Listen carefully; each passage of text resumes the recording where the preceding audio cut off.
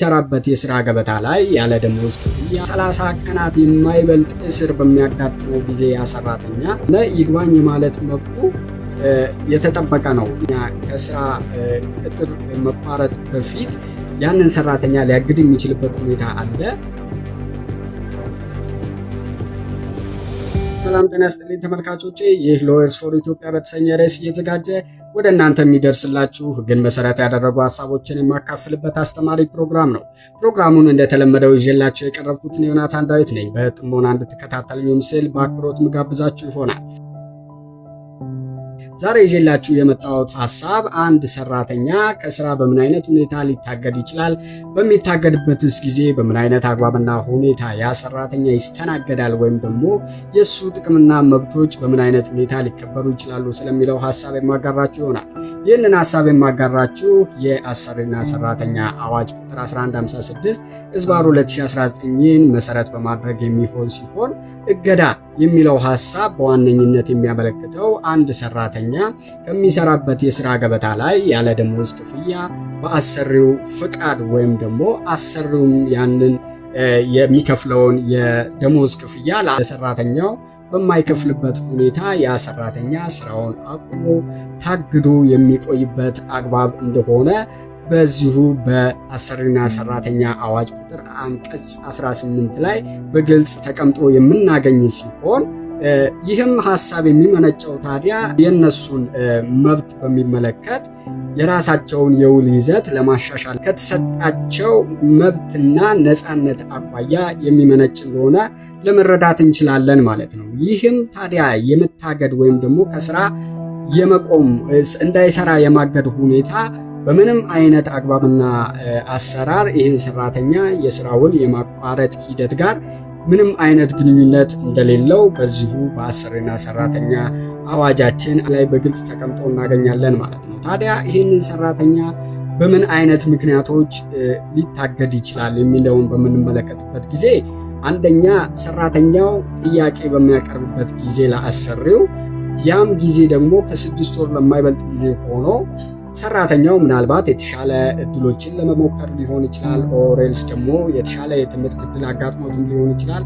ኤኒሃው ብቻ ያ ሰራተኛ ለአሰሪው ያንን ጥያቄ አቅርቦ ከዛ ስራ የሚታገድበት ከስራ ገበታው እንዳይሰራ የሚታገድበት አግባብና ሁኔታ ነው ማለት ነው። ሁለተኛው ምክንያት ደግሞ በምንመለከትበት ጊዜ ያ ሰራተኛ በሰራተኞች ማህበር ወይም ደግሞ ህዝባዊ አገልግሎት ለተለየ ህዝባዊ አገልግሎት ስራ ተመርጦ ወይም ተጠርቶ እንደሆነ ሊሰራ ወስኖ እንደሆነ ያ ሰራተኛ ከዛ የስራ ገበታ ላይ ሊታገድ የሚችልበት አግባብ እና ሁኔታ አለ ማለት ነው። ሌላው ደግሞ ከ30 ቀናት የማይበልጥ እስር በሚያጋጥመው ጊዜ ያ ሰራተኛ ያንንም የእስር ሁኔታ አሰሪው በ10 ቀናት ውስጥ እንዲያውቅ የተደረገ የሆነ እንደሆነ ይህ ሰራተኛ አሁንም እንዲሁ ከስራ የሚታገድበት አግባብና ሁኔታ አለ ማለት ነው። ሌላኛው ደግሞ 10 ተከታታይ ቀናቶች ያ ሰራተኛ በስራ ገበታው ላይ መገኘት የማይችልበት አሳማኝ የሆነ ከአቅም በላይ የሆነ ምክንያት የገጠመው እንደሆነ ያ ሰራተኛ ከስራው ላይ ይታገዳል። ሌላው ለ10 ተከታታይ ቀናቶች በአሰሪው ጥፋት ሳይሆን ድርጅቱ ባጋጠመው የገንዘብ እጥረት ምክንያት ድርጅቱ ስራ ያቆመ እንደሆነ ሰራተኛው ከስራ የሚታገድበት ሁኔታ አለ ማለት ነው። ታዲያ አሰሪውም ቢሆን ማገድ ምክንያቶች አሉ ብሎ ያመነ እንደሆነ እነዛን ሁኔታዎች በ3 የስራ ቀናት ለሚመለከተውና አግባብ ላለው ባለስልጣን በጽሁፍ ማሳወቅ እንዳለበት በአንቀጽ 19 ላይ በግልጽ ተቀምጦ እናገኛለን ማለት ነው። ይህንንም ማስታወቂያ የደረሰው ሚኒስቴር ወይም ደግሞ አግባብ ያለው ባለስልጣን በ3 ቀናቶች ውስጥ ምላሽ የማይሰጥ ከሆነ ይህንን የእግድ ጥያቄ እንደተቀበለ ተደርጎ እንደሚወሰድ በአንቀጽ 20 ንዑስ አንቀጽ 1 ላይ በግልጽ ተቀምጦ የምናገኝ ሲሆን በአንቀጽ 21 ላይ ደግሞ የተባለው የእገዳ ጊዜ ከ90 ቀናት ሊበልጥ እንደማይገባና እንደማይችል በግልጽ ሰፍሮ የምናገኝ ነው የሚሆነው ማለት ነው። ታዲያ በዚህ በሚኒስቴር ውሳኔ ወይም ደግሞ አግባብ ባለው ባለስልጣን የተሰጠውን ውሳኔ የሰማው አካል ቅር የተሰኘ እንደሆነ ይግባኝ ማለት መብቱ የተጠበቀ ነው። ይህን የይግባኝ ጊዜ ወይም ደግሞ የይርጋ ጊዜ ብለን የምንጠራው 5 ቀን ስለመሆኑ በአንቀጽ 20 ንዑስ አንቀጽ 3 ላይ በግልጽ ተቀምጦ እናገኛለን።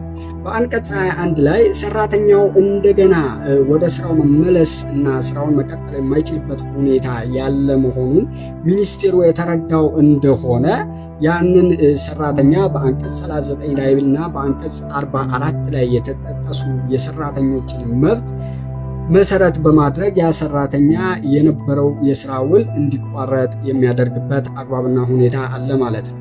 ከዚህ ጋር ተያይዞ አንድ ሰራተኛ በሚያጋጥመው የስነ ምግባር ጥሰት ምክንያት አሰሪው ያንን ሰራተኛ ከስራ ቅጥር መቋረጥ በፊት ያንን ሰራተኛ ሊያግድ የሚችልበት ሁኔታ አለ። ያ የእግድ ሁኔታም ከ30 ቀን በላይ ሊሆን እንደማይችል በአንቀጽ 27 ንዑስ አንቀጽ 4 ላይ በግልጽ ተቀምጦ የምናገኝ ነው የሚሆነው። ተመልካቾቼ ይህን ፕሮግራም ተከታትላችሁ ከወደዳችሁት ላይክ፣ ሼር፣ ኮሜንት በማድረግ ለሌሎችም ደግሞ እንዲደርስ እንድታደርጉልኝ በአክብሮት የምጠይቃችሁ ይሆናል። ዩቲዩብ ቻናሌም ላይ ገብታችሁ ሰብስክራይብ በማድረግ ቲክቶክም ላይ ደግሞ በመለቃቸው ቪዲዮዎች ፎሎ አድርጋችሁ ለሌሎች እንዲደርስ እንድትተባበሩኝ ስል በአክብሮት የምጋብዛችሁ ይሆናል። አሁንም ስለተከታተላችሁ እጅግ በጣም አድርጌ አመሰግናለሁ። ፕሮግራሙ ጋር አብሬያችሁ የቆየሁት ዮናታን ዳዊት ነኝ። መልካም ቆይታ።